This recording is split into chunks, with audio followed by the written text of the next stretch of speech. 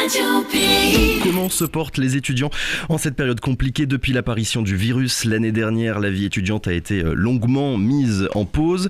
Alors contrairement à la métropole, c'est vrai, les cours certes sont assurés à l'université de Guyane depuis la rentrée, mais de nombreuses études montrent qu'un étudiant sur 3 présente des signes de détresse psychologique. Pour en parler, nous sommes ce matin avec Andrew Ramdovar, ancien vice-président du conseil académique de l'université de Guyane. Bonjour. Voilà, bonjour à tous, chers auditeurs. Merci d'avoir accepté notre invitation. On va commencer par une question générale.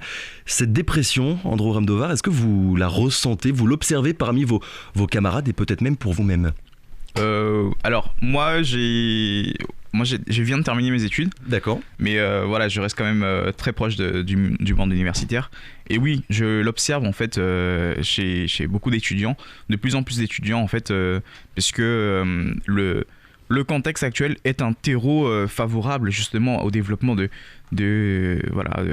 ces conditions psychologiques en fait. Ouais, dans les discussions, dans les conversations que vous pouvez avoir avec les actuels étudiants et même avec vos anciens camarades de classe, vous sentez quand même qu'il y a une pression particulière qui est véhiculée en ce moment? Bien sûr. Alors en fait, l'une des causes justement de ce développement des angoisses, du stress, etc., c'est le fait d'être isolé. Et en fait, aujourd'hui, même si l'université est encore ouverte et qu'il y a des cours en présentiel, il y a quand même un certain nombre de cours qui se font à distance. Donc, certaines formations, par exemple, je pense au L3, le troisième année de licence de AES, Administration économie et sociale, presque tous les cours se font à distance en fait. Ou ça va bientôt changer. Mais par exemple, ces étudiants-là n'avaient pas la possibilité de venir sur le campus. Et quand ils sont isolés, ils habitent par exemple en résidence universitaire qui ne connaissent personne. Ces étudiants peuvent très rapidement se retrouver à être seuls, à ne voir personne physiquement pendant des jours entiers en fait. Et c'est toutes ces conditions qui font que en plus il faut préparer les examens, etc. Et puis la précarité aussi de l'emploi de certains, puisque on sait que les étudiants en général ils vont faire les petits boulots, etc. mais qui aujourd'hui ne sont plus trop disponibles. On reviendra justement tout à l'heure dans quelques minutes sur le volet financier, on va dire, de la vie étudiante qui est en ce moment plus compliqué que d'habitude. Comment est-ce que ça se passe en ce moment? Vous avez commencé à le dire, les cours à l'université, vous l'avez dit, il y a des formations du coup qui sont en présentiel et d'autres qui sont à distance. Lesquelles? Comment est-ce que ça a été décidé? Est-ce que vous savez un petit peu quelle est la grille de lecture sur ce point? Alors, au début, ce qui a été essayé, l'une des tentatives de l'université, ça a été de prioriser les étudiants de première année. Les primo-étudiants. Voilà, les primo-étudiants.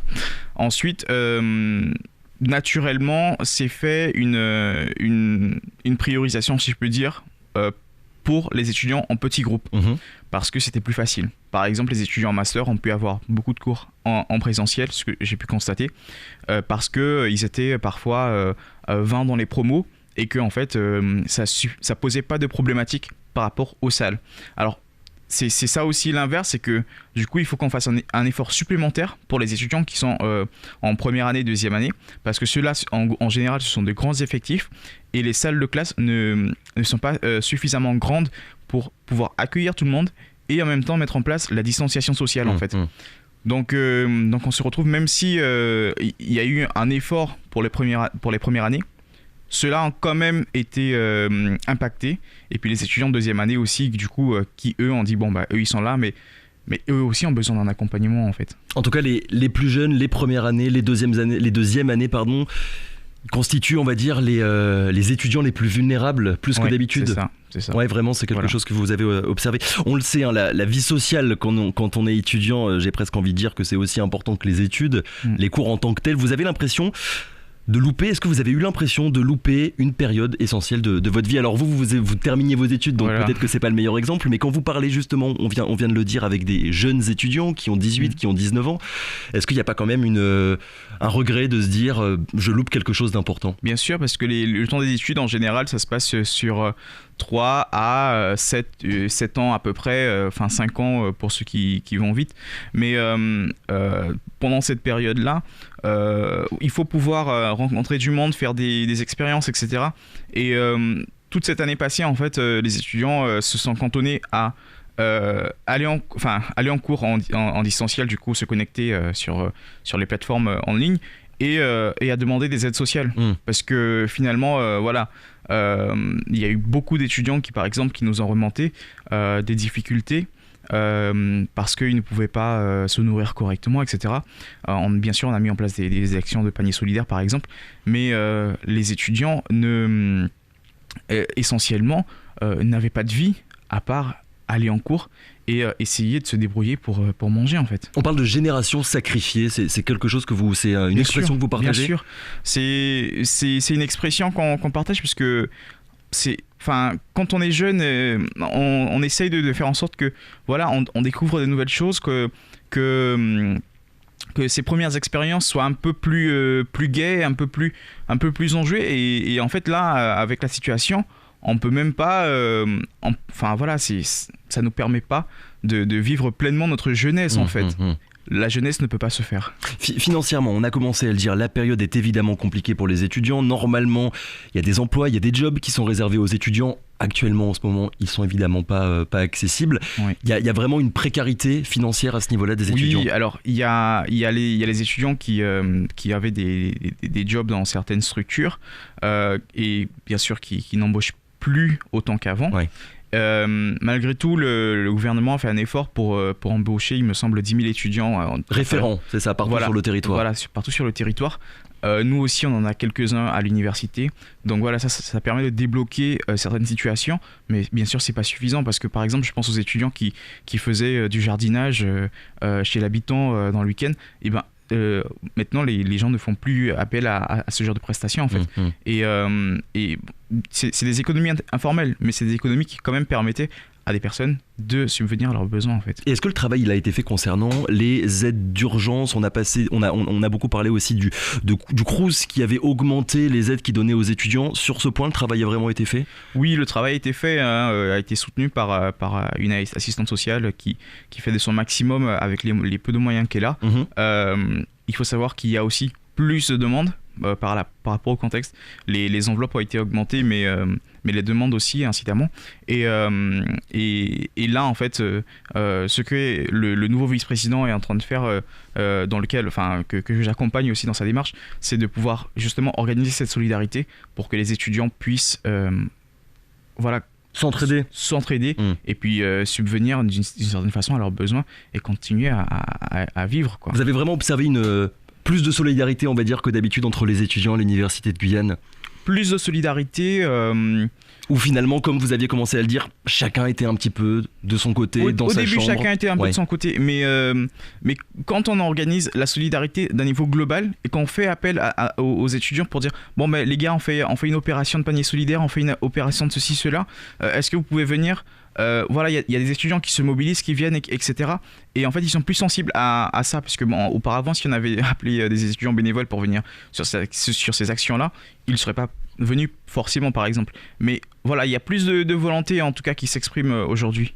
Vous avez commencé à nous le dire tout à l'heure, vous avez maintenant terminé vos Oui. études. Est-ce que vous ressentez un stress particulier, on va dire, à bientôt entrer, je ne sais pas si vous l'êtes encore, sur le marché du travail, tout en sachant que ça n'est pas la meilleure période pour trouver un emploi? Bien sûr. Surtout quand on est jeune. Et qu'on n'a pas beaucoup d'expérience, est-ce que vraiment il y a un stress qui est plus présent que d'habitude? Oui, il y a alors plus présent ou pas, je sais pas, puisque voilà, moi je vis les choses en ce moment. Bien heureusement, je suis inséré professionnellement depuis décembre, mais beaucoup de mes camarades expriment ces difficultés à rentrer sur le marché d'emploi qui, disons-le, est quand même précaire en ce moment. Et puis, il faut savoir que il faut que le secteur puisse recruter. Moi, je suis juriste, par exemple. Il n'y a pas beaucoup de recrutement de juristes en Guyane. Et donc, vous avez comme ça des formations qui sont faites.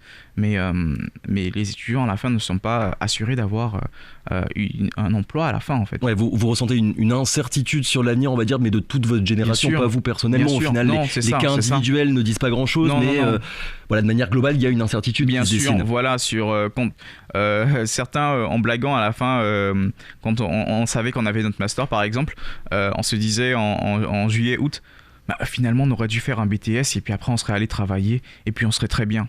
Voilà, en fait, on se dit qu'aujourd'hui, faire de longues études, on a l'impression que ça sert plus à grand-chose. tellement c'est difficile en fait de pouvoir s'insérer. Mais c'est un état que beaucoup d'étudiants expriment aujourd'hui, hein. Voilà, cette insécurité de l'emploi. Et se dire est-ce que je vais pouvoir commencer à bosser enfin. Problème, on l'a dit, pour les jobs étudiants, pour l'incertitude de l'avenir, on va dire, pour l'insertion sur le marché du travail.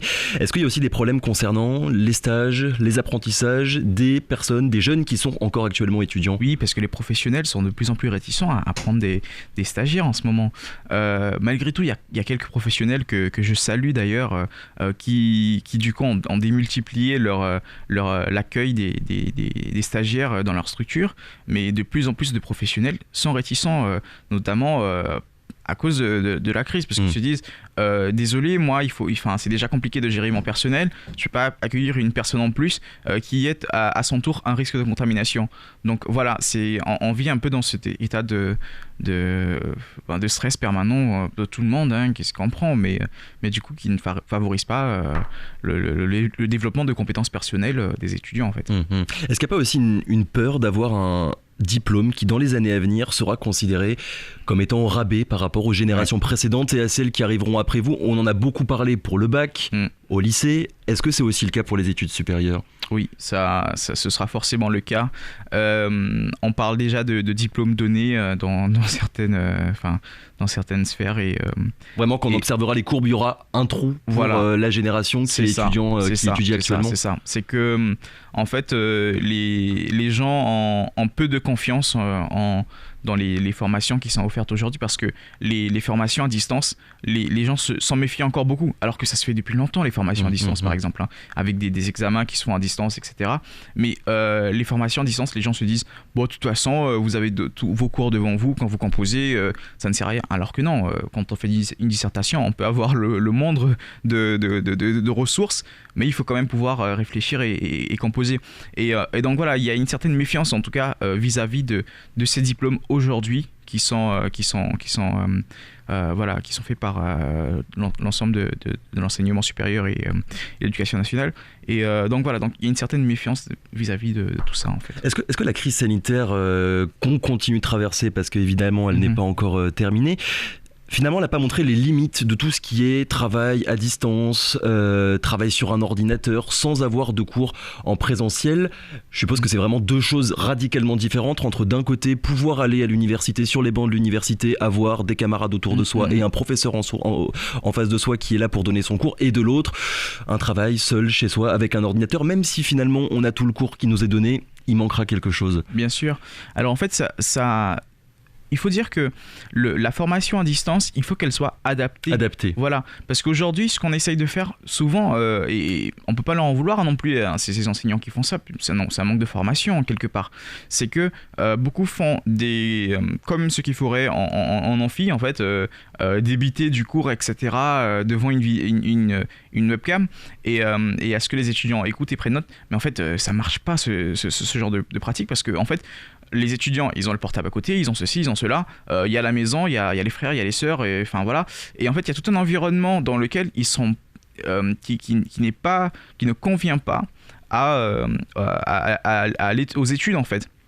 Et donc du coup, aujourd'hui, il faut pouvoir adapter la formation à distance pour que ça puisse être efficace.